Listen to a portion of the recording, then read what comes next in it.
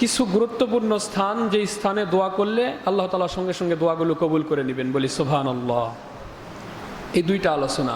প্রথম আলোচনা, শয়তান না থাকার পরেও মানুষজন কেন খারাপ কাজ করে। রোজার দিন মানুষ বিড়ি খায় না? খাইতো। মানুষকে গালি দেয় না? দেয়। অন্যের জমি রাল ঠেলে না? ঠেলে।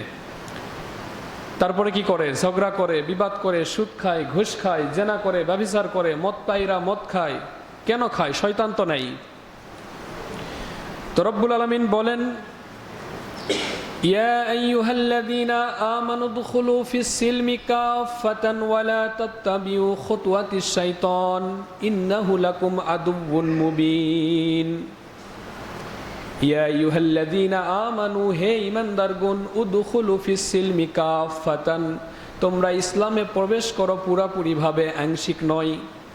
ইসলামের যত আরকাম আহকাম আছে, ইসলামের যত কাজ আছে, নামাজ, রোজা, হজ, যাকাত, সৎ কাজের আদেশ, অসৎ কাজের নিষেধ, সব কিছু শরীয়তটা পূর্ণভাবে মানার নাম ইসলাম। তো রব্বুল আলামিন বলেন, তোমরা পুরাপুরি ইসলামে প্রবেশ করে ইসলামটা পূর্ণভাবে মানো।